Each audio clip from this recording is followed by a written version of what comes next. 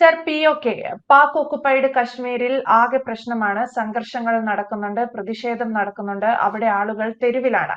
അതുപോലെ തന്നെ ബലൂചിസ്ഥാനിൽ കഴിഞ്ഞ കുറേ നാളുകളായിട്ട് നടക്കുന്ന വിഷയങ്ങളും അവിടെ ഉണ്ടാവുന്ന അക്രമ പരമ്പരകളും ഒക്കെ നമുക്കറിയാം. യഥാർത്ഥത്തിൽ ഇതൊക്കെ സൂചിപ്പിക്കുന്നത് പാകിസ്ഥാൻ ആർമിയുടെ ഒരു തകർച്ചയെയാണോ? അല്ലെങ്കിൽ പാകിസ്ഥാനിൽ POKയിൽ ഒക്കെ നടക്കുന്ന ഇത്തരം കാര്യങ്ങൾ ഇതൊക്കെ ഇന്ത്യയെ ഏത് രീതിയിൽ ബാധിക്കാനാണ് സാധ്യത? നീതു, ഈ പ്രത്യേകിച്ച് പാകിസ്ഥാൻ ഓക്കുപ്പൈഡ് കാശ്മീരിലെ കാര്യം ഇന്ത്യക്ക് ഡയറക്റ്റായിട്ട് റിലവൻ്റ് ആണ്. കാര്യം നമ്മളിപ്പോൾ യുണൈറ്റഡ് നേഷൻസിലും അതായത് ഈ അന്താരാഷ്ട്ര സംവിധാനങ്ങളിലൊക്കെ നമ്മൾ വളരെ കൃത്യമായിട്ട് പറഞ്ഞിട്ടുണ്ട്. POK അതായത് പാകിസ്ഥാൻ ഓക്കുപ്പൈഡ് കാശ്മീർ എന്ന് പറയുന്നത് ഇന്ത്യയുടെ പ്രദേശമാണ്. അത് ഇന്ത്യക്ക് തിരിച്ചു കിട്ടിയേ മതിയാവൂ എന്ന് വളരെ കൃത്യമായിട്ട്, അതായത് പഴയ മോദി സർക്കാരിന് മുന്നേ അത് പാകിസ്ഥാൻ കൊണ്ടുപോയി പാകിസ്ഥാൻ്റെതാണ് എന്നായിരുന്നു ഇന്ത്യയുടെ ഒരു സങ്കല്പം. പക്ഷേ മോദി സർക്കാർ വന്നതിന് ശേഷം കൃത്യമായി പറഞ്ഞ BJP സർക്കാരിൻ്റെ കൃത്യമായ അജണ്ട, അല്ലെങ്കിൽ BJP നയിക്കുന്ന RSSന്റെ കൃത്യമായ അജണ്ടയാണ്. അതെന്നും ഭാരതത്തിൻ്റെ ഭാഗമാണ്. അത് തിരിച്ച് ഭാരതത്തിന് കിട്ടിയേ മതിയാവൂ എന്നുള്ളതാണ് നമ്മുടെ വളരെ വ്യക്തമായ സ്റ്റാൻഡ്. മാത്രമല്ല, ബലൂചിസ്ഥാൻ എന്ന് പറയുന്നത് ഈ 1947 നമ്മൾ മുമ്പും പറഞ്ഞിട്ടുണ്ട്, ഇന്ത്യക്കും പാകിസ്ഥാനും സ്വാതന്ത്ര്യം കിട്ടിയ സമയത്ത് അതുപോലെ സ്വതന്ത്രമാകാൻ UK അതായത് ബ്രിട്ടൻ അനുവദിച്ച ഒരു രാജ്യമായിരുന്നു ബലൂചിസ്ഥാൻ. പക്ഷേ പാകിസ്ഥാൻ ആർമി ഇമ്മീഡിയറ്റ്ലി അവിടെ കയറി ഈ കാശ്മീർ ആക്രമിച്ച് പിടിച്ചതുപോലെ അവിടെ ബലൂചിസ്ഥാനെ ആക്രമിച്ച് കീഴ്പ്പെടുത്തി പാകിസ്ഥാന്റെ കൂടെ ചേർത്ത രാജ്യമാണ്. ശരിക്കും അതാണ് ഈ ബലൂചിസ്ഥാനിൽ അവർക്ക് ഇത്രയും വലിയ പ്രശ്നം. അവിടെ അവരുടെ വലിയ അതിലേക്ക് ഞാൻ തിരിച്ചു വരാം, ബലൂചിസ്ഥാനിലേക്ക് ഞാൻ തിരിച്ചു വരാം. അതിനേക്കാൾ നമുക്ക് POK പറ്റി ആദ്യം പറയാം.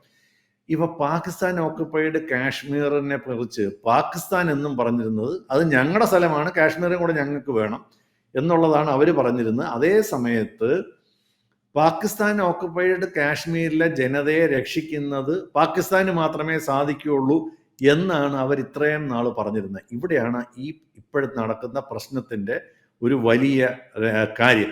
എന്താണ് ഈ പാകിസ്ഥാൻ ഓക്കുപ്പൈഡ് കാശ്മീർ? ഒന്നാമത് പാകിസ്ഥാനെ തന്നെ നേരെ നോക്കാൻ പാകിസ്ഥാന് പറ്റുന്നില്ല, സർക്കാരിന് പറ്റുന്നില്ല. എല്ലായിടത്തും പ്രശ്നമാണ്. ഈ പാകിസ്ഥാൻ ഓക്കുപ്പൈഡ് കാശ്മീരിൽ പ്രശ്നമാണ്, ബലൂചിസ്ഥാനിൽ പ്രശ്നമാണ്, ഖൈബർ പഖ്തൂൺഖയിൽ പ്രശ്നമാണ്, അതായത് അഫ്ഗാൻ ബോർഡറിനടുത്തുള്ള ഖൈബർ പഖ്തൂൺഖയിൽ പ്രശ്നമാണ്. മൊത്തത്തിൽ പാകിസ്ഥാന്റെ ഭരണം പ്രശ്നത്തിലാണ്. പാകിസ്ഥാനിലെ ജനങ്ങൾ അസ്വസ്ഥരാണ്. അവിടുത്തെ ക്രമസമാധാന നില വലിയ പ്രശ്നമാണ്. അപ്പം നമ്മൾ വിചാരിക്കുന്നത് മറ്റൊരു രാജ്യത്ത് പ്രശ്നമായ എന്താണ് നമ്മളത് ഡയറക്റ്റായിട്ട് ബാധിക്കുന്നത്? അത് നമ്മളെ ഡയറക്റ്റായിട്ട് ബാധിക്കും. കാരണം എന്ന് പറഞ്ഞാൽ എപ്പോഴൊക്കെ പാകിസ്ഥാനിൽ ഭരണം കൈവിട്ട് പോകുമെന്ന് സർക്കാരിനോ സൈന്യത്തിനോ തോന്നിയിട്ടുണ്ടോ അപ്പോഴൊക്കെ അവർ ഇന്ത്യൻ അതിർത്തികളിൽ പ്രശ്നം ഉണ്ടാക്കും. കുറച്ച് കഴിയുമ്പോൾ അവർ ഇവിടെ ഈ പ്രശ്നങ്ങൾ തുടരുകയാണെങ്കിൽ ഇന്ത്യൻ അതിർത്തിയിൽ പ്രശ്നമുണ്ടാക്കുവാൻ അവർ നിർബന്ധിതരാകും എന്നുള്ളൊരു ചരിത്രം അവിടെയുണ്ട്. അപ്പോഴാണ് നമ്മൾ ഈ പാകിസ്ഥാൻ ഓക്കുപ്പൈഡ് കാശ്മീരിലെ പ്രശ്നങ്ങളെ ഒന്ന് കാര്യമായിട്ട് നിരീക്ഷിക്കേണ്ടത്. അവിടെ വല്ലാത്ത വിലക്കയറ്റമാണ്. വൈദ്യുത ബില്ലുകളെന്ന് പറയുന്നത് ഇങ്ങനെ എങ്ങും തൊടാതെ മേളിലോട്ട് പോവുകയാണ്. അതുപോലെ തന്നെ ജോലിയില്ല. ഭരണഘടനാപരമായ അവഗണന പാകിസ്ഥാൻ ഓക്കുപ്പൈഡ് കാശ്മീരിൽ ഉണ്ട് എന്ന് അവിടുത്തെ ജനങ്ങൾ വിശ്വസിക്കുന്നു. ഇങ്ങനെ വലിയ ദുരിതത്തിലാണ് പാകിസ്ഥാൻ ഓക്കുപ്പൈഡ് കാശ്മീരിലെ ജനത. മുസ്ലിം പോപ്പുലേഷൻ ആണെങ്കിൽ കൂടിയും അവിടെ വലിയ ബുദ്ധിമുട്ടാണ്. എന്നുവെച്ചാൽ പാകിസ്ഥാന്റെ മെയിൻ സെറ്റപ്പുകൾ പോലും കൈകാര്യം ചെയ്യാൻ വലിയ ബുദ്ധിമുട്ട് വരുമ്പോൾ പാകിസ്ഥാൻ ഓക്കുപ്പൈഡ് കാശ്മീരിന്റെ കാര്യം പിന്നെയും പരിതാപകരമാണ്. അതേസമയം അവരിപ്പുറത്തോട്ട് നോക്കുമ്പോൾ കാശ്മീരിൽ, ഇന്ത്യയുടെ കാശ്മീർ ഭാഗത്ത് വലിയ പുരോഗതിയും വലിയ സാമ്പത്തിക നേട്ടങ്ങളും ഇൻഫ്രാസ്ട്രക്ചർ ഡെവലപ്മെന്റും, അത് രണ്ടും ഒരു ഭാഗമായിരുന്നല്ലോ. അതിൻ്റെ ഒരു ഭാഗം അപ്പുറത്ത് പോയി, ഒരു ഭാഗം ഇപ്പുറത്ത് വന്നു.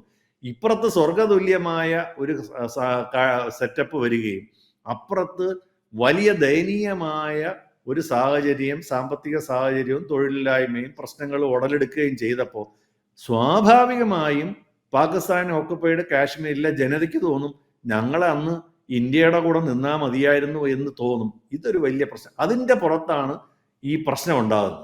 അവരിപ്പോഴും പാകിസ്ഥാന്റെ കൂടെ എന്നൊക്കെ പറയുമെങ്കിലും അവർക്കറിയാം ഇപ്പുറത്തെ കാശ്മീർ, ഇന്ത്യൻ സൈഡ് കാശ്മീരിൽ വലിയ സാമ്പത്തിക പുരോഗതിയും ഡെവലപ്മെന്റ്സും എല്ലാം സുഭിക്ഷമാണ് എന്നുള്ള കാര്യം അവർക്കറിയാം.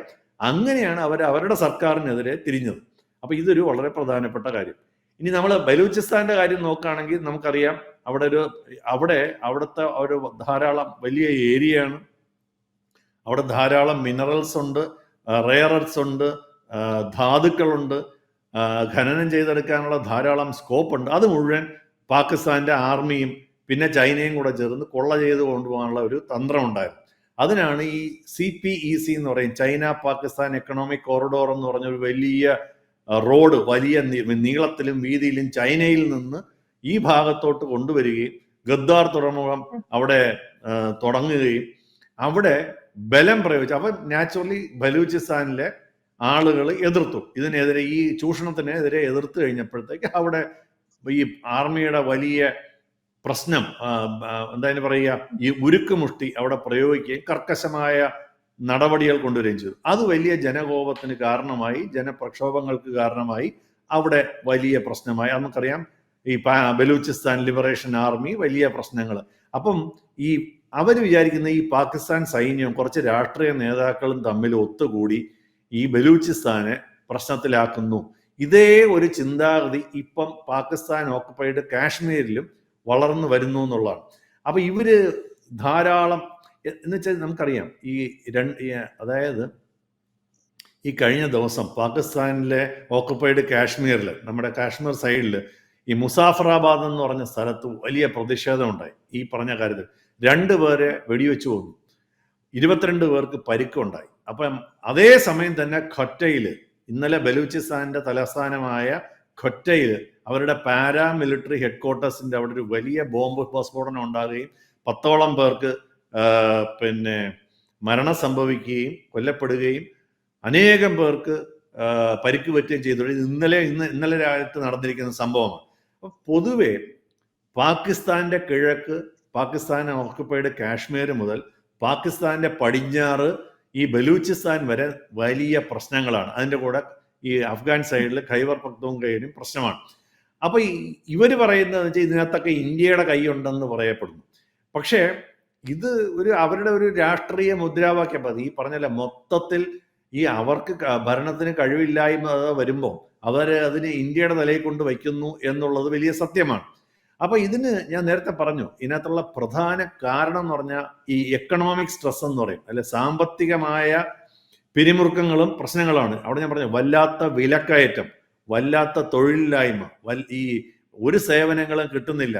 മാത്രമല്ല ഈ അവിടുത്തെ സൈന്യം ധാരാളം വാണിജ്യ പരിപാടികൾ ചെയ്യുന്നുണ്ട്. ഉദാഹരണത്തിന് ഈ ഡിഫൻസ് ഹൗസിംഗ് അതോറിറ്റി എന്ന് പറഞ്ഞ പാകിസ്ഥാന്റെ ഒരു മിലിറ്ററിക്ക് ഒരു വലിയ വിങ്ങുണ്ട്, ഡിഫൻസ് ഹൗസിംഗ് അതോറിറ്റി. ഇവരെന്താ ചെയ്യണമെന്ന് പറഞ്ഞാൽ ഇവർക്ക് ഭയങ്കര പവേഴ്സാണ്. ഇതിന് ഓഡിറ്റും ഇല്ല, ഒന്നുമില്ല. അവരിങ്ങനെ ഏരിയകൾ, ഈ പൊതുജനങ്ങൾക്കുള്ള ഏരിയകൾ നല്ല കണ്ണായ സ്ഥലങ്ങൾ വെട്ടിപ്പിടിച്ച് ഇതിനെ മുറിച്ചു വെക്കും. ഇങ്ങനെ വൻ പരിപാടികളാണ് ഈ അമേരിക്കൻ അതായത് പാകിസ്ഥാൻ മിലിറ്ററി എന്ന് പറയുന്നത് മെയിൻ പരിപാടി അവരുടെ ബിസിനസ്സാണ്. ഈ പാകിസ്ഥാൻ അവരുടെ ശമ്പളമല്ല, അതിൻ്റെ മെയിൻ കക്ഷികൾ വലിയ ധനവാന്മാരാണ്. അവരുടേതായിട്ടുള്ള ഒരു ബിസിനസ് തന്നെ റൺ ചെയ്യുന്നുണ്ട്. മാത്രമല്ല ഇവർ പല സർക്കാർ ഫണ്ടുകളും വെട്ടിച്ചിട്ട്, അതായത് ഉദാഹരണത്തിന് ഈ ഹാങ്ങർ ക്ലാസ് സബ്മറൈൻ ഡീൽ എന്ന് പറഞ്ഞൊരെണ്ണം ചൈനയുമായിട്ടുണ്ടാക്കി. ഏകദേശം $5 ബില്യൺ വലിയ കരാറാണ്. ഇത് മുഴുവൻ വെട്ടിപ്പായിരുന്നു എന്ന് അവിടുത്തെ ജനങ്ങൾക്ക് എല്ലാവർക്കും അറിയാം. മാത്രമല്ല രാഷ്ട്രീയമായി നമുക്കറിയാം, പാകിസ്ഥാനിൽ ഇന്ത്യയിലെ പോലെ ഒരു സ്ഥിരമായ ഭരണ സംവിധാനമില്ല. അവിടെ രാഷ്ട്രീയമായ അസ്ഥിരതയാണ്. ഇമ്രാൻഖാനെ പോലും ജയിലിൽ പിടിച്ചിട്ടിരിക്കുകയാണ്. എപ്പോഴും സിവിൽ സൈനികമായിട്ടുള്ള വാക്കുതർക്കങ്ങൾ, നേതൃസ്ഥാനങ്ങൾക്ക് അനിശ്ചിതത്വം, പിന്നെ അതുപോലെ തന്നെ ഈ മീഡിയ കൺട്രോളിങ്, വിവര നിയന്ത്രണം, ഈ ഇന്റർനെറ്റിനുള്ള റെസ്ട്രിക്ഷൻസ്, പ്രസംഗ സ്വാതന്ത്ര്യം ഇല്ലായ്മ. അപ്പൊ ജനങ്ങൾക്ക് ആകെ ഒരുമാതിരി വെറുപ്പും മടുപ്പുമായി തുടങ്ങി. അതാണ് അവിടെ പ്രശ്നം. ഇനി ഇന്ത്യക്ക് അതിനകത്തുള്ള റെലവൻസ് എന്താണ്? ഞാൻ പറഞ്ഞു, ഈ കാശ്മീർ നരേറ്റീവിൽ ഒരു വലിയ മാറ്റം വരികയാണ്. അതായത് പാകിസ്ഥാൻ പറഞ്ഞിരുന്ന കാശ്മീർ ജനത എന്നും ഞങ്ങളുടെ കൂടെയാണ് എന്ന് പറഞ്ഞിരുന്നത്, ഇന്ത്യയിലുണ്ടായിരുന്ന കാശ്മീർ ജനത പോലും പാകിസ്ഥാന്റെ കൂടെയാണെന്നാണ് പാകിസ്ഥാൻ പറഞ്ഞിരുന്നത്. അത് മാറി ഇന്ന് ഇന്ത്യയിലെ സ്വർഗരാജ്യമാണെന്നും പാകിസ്ഥാന്റെ ഭാഗത്തുള്ള കാശ്മീർ ജനതയ്ക്ക് വലിയ ദുരിതവും ദുരന്തവുമാണെന്നും ഉള്ള നറേറ്റീവ് പാകിസ്ഥാന്റെ ഉള്ളിൽ നിന്ന് തന്നെ വരുന്നു എന്നുള്ളത് വലിയ കാശ്മീർ നേരത്തെ പറഞ്ഞ നറേറ്റീവിലുള്ള ഒരു വലിയ മാറ്റമാണ്. ഇത് നമ്മൾ കൃത്യമായിട്ട് ലോകത്തിന്റെ മുന്നിൽ പ്രസന്റ് ചെയ്യാൻ അല്ലെങ്കിൽ വെക്കാൻ വേണ്ടി നമുക്ക് കഴിയണം എന്നുള്ളത് വളരെ പ്രസക്തമാണ്. കാരണം നമുക്ക് അവിടെ ഒരു ഇൻട്രസ്റ്റ് ഉണ്ട്, അത് നമുക്ക് തിരിച്ചു പിടിക്കണമെന്നുള്ള നമ്മുടെ പ്രഖ്യാപിത ലക്ഷ്യമാണ്. മോദി ഗവൺമെന്റിന്റെയും RSSന്റെയും BJPയുടെയും പ്രഖ്യാപിത ലക്ഷ്യമാണ്. അത് അവർ ചെയ്യുകയും ചെയ്യും. അപ്പൊ അത് വരണമെന്നുണ്ടെങ്കിൽ അവിടെ ദുരിതമാണ്, ദുരന്തമാണ് എന്ന് ലോകരാജ്യങ്ങൾക്ക് മുൻപ് അവിടുത്തെ ജനതയിൽ മനുഷ്യാവകാശ ലംഘനമുണ്ട്, അവിടെ ഭരണക്കുറവുണ്ട്, സാമ്പത്തികമായ അവഗണന അവിടുത്തെ ആളുകൾ അനുഭവിക്കുന്നു എന്നുള്ളത് നമുക്ക് ലോകത്തിന്റെ മുന്നിൽ പ്രസന്റ് ചെയ്യാൻ പറ്റിയാൽ പിന്നെ അത് പിടിക്കുന്നത് വളരെ എളുപ്പമാകും. പിന്നെ ഞാൻ നേരത്തെ പറഞ്ഞ പോലെ അവിടെ പ്രശ്നങ്ങൾ അധികം വരികയാണ്. LOCയിൽ ലൈൻ ഓഫ് കൺട്രോളിൽ വീണ്ടും പാകിസ്ഥാൻ പ്രശ്നമുണ്ടാക്കാനുള്ള ഒരു സാധ്യതയുണ്ട്. അതുകൊണ്ട് നമ്മുടെ ഈ ഇന്ത്യയുടെ ISR എന്ന് പറഞ്ഞാൽ ഇന്റലിജൻസ് സർവൈലൻസ് റിക്കണൈസൻസ്, അതായത് നമ്മൾ അവിടുത്തെ നിരീക്ഷണം ശക്തമാക്കേണ്ട സമയമായി. ഈ നേരത്തെ പറഞ്ഞ CPEC, അതായത് ചൈന പാകിസ്ഥാൻ എക്കണോമിക് കോറിഡോർ ദുർബലപ്പെടുന്നതോടുകൂടി ചൈനയും പാകിസ്ഥാനും തമ്മിൽ പ്രശ്നങ്ങൾ ഉണ്ടാകാനുള്ള സാധ്യതയുണ്ട്. അത് അവിടുത്തെ പ്രോജക്റ്റുകളെ ബാധിക്കാനും സാധ്യതയുണ്ട്. നമ്മൾ ഇന്നലെ സംസാരിച്ച പോലെ അമേരിക്ക ബലൂചിസ്ഥാൻ അടിച്ചോണ്ട് പോകാൻ അല്ലെങ്കിൽ അവിടുത്തെ റിസോഴ്സുകളെങ്കിലും അടിച്ചോണ്ട് പോകാനുള്ള ഒരു സാധ്യതയുണ്ട്. ഇതിന്റെ കൂട്ടത്തിൽ വലിയ ഇൻഫർമേഷൻ വാർഫെയർ, ഈ നറേറ്റീവ്സ് നടക്കുന്നു. അതിനെ കൃത്യമായിട്ട് നമ്മൾ ശാന്തമായി ഫാക്ട് ബേസ്ഡ് ആയിട്ട്, ഈ പാകിസ്ഥാൻ കാണിക്കുന്ന എപ്പോഴും പറഞ്ഞു കഴിഞ്ഞാൽ പാകിസ്ഥാൻ പറയുന്നത് ആരും വിശ്വസിക്കില്ല. അപ്പം നമ്മൾ അതിന്റെ വേണ്ട പ്രൂഫുകൾ, ഈ പാകിസ്ഥാൻ ഓക്കുപ്പൈഡ് കാശ്മീരിൽ എന്താണ് നടക്കുന്നതെന്നുള്ളതിന്റെ പ്രൂഫ് കൃത്യമായി സംഘടിപ്പിച്ച് ശാന്തമായി ഇമോഷണൽ ആകാതെ ഫാക്ട് ബേസ്ഡ് ആയിട്ട് ലോകത്തിന്റെ മുന്നിൽ അവതരിപ്പിക്കാൻ പറ്റണം. അങ്ങനെ മാത്രമാണ് ഇന്ത്യ ഇടപെടുന്നു എന്നുള്ളത് ഒഴിവാക്കി ഇന്ത്യ രക്ഷിക്കുന്നു എന്ന ഒരു നറേറ്റീവിലോട്ട് കൊണ്ടുവന്നു കഴിഞ്ഞാൽ പാകിസ്ഥാൻ ഓക്കുപ്പൈഡ് കാശ്മീർ പിടിക്കാൻ ഇന്ത്യക്ക് വലിയ ഒരു ഇതായിരിക്കും. അപ്പൊ ഈ ചെറിയ കുറച്ച് ഇപ്പൊ അവിടുത്തെ ഉള്ളത് വെച്ചാൽ മിനിമം അവിടുത്തെ പ്രശ്നങ്ങൾ അവിടെ ഉണ്ടാകുന്നുള്ളതൊരു സത്യമാണ്. ഇത് അധികരിച്ചു കഴിഞ്ഞാൽ LOCയിൽ വെടിനിർത്തൽ ലംഘനങ്ങളും പ്രോക്സി ആക്രമണങ്ങളും ഒക്കെ ഉണ്ടാകാനുള്ള സാധ്യമാണ്. അപ്പം ഞാൻ പറയുന്നത് പ്രധാനമായിട്ട് ഇന്ത്യയുടെ ജോലി പാകിസ്ഥാൻ ഓക്കുപ്പൈഡ് കാശ്മീരിൽ നടക്കുന്ന കാര്യങ്ങൾ കൃത്യമായിട്ട് ഡോക്യുമെന്റ് ചെയ്യുക, തെളിവുകൾ ശേഖരിക്കുക.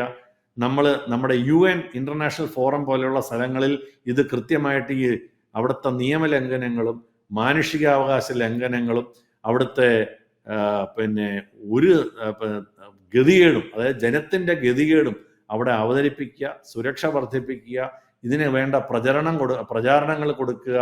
ലോകരാജ്യങ്ങൾക്ക് മുമ്പിൽ നമ്മൾ മിതമായ ഭാഷ ഉപയോഗിക്കുക. പാകിസ്ഥാൻ സംസാരിക്കുന്ന പോലെ സംസാരിച്ച ആളുകൾക്കെല്ലാം അതിന്റെ കുഴപ്പം മനസ്സിലാവും. അപ്പൊ ഇതൊക്കെയാണ് അതിന്റെ ഇപ്പോഴത്തെ ഇതിന്റെ ഒരു റെലവൻസ്. ഈ ജിയോ പൊളിറ്റിക്സിൽ വരുന്ന റെലവൻസ് എന്ന് പറയുന്ന അതാണ് പ്രശ്നം. പാകിസ്ഥാൻ ഓക്കുപ്പൈഡ് കാശ്മീരിലാണെങ്കിലും അത് ഇന്ത്യക്ക് റെലവൻ്റ് ആകുന്നത് അതുകൊണ്ടാണ്. കൂടുതൽ വാർത്തകളും വിശേഷങ്ങളും നിങ്ങളിലേക്ക് എത്താൻ ABC മലയാളം സബ്സ്ക്രൈബ് ചെയ്യുക, ബെൽ ബട്ടണും അമർത്തുക.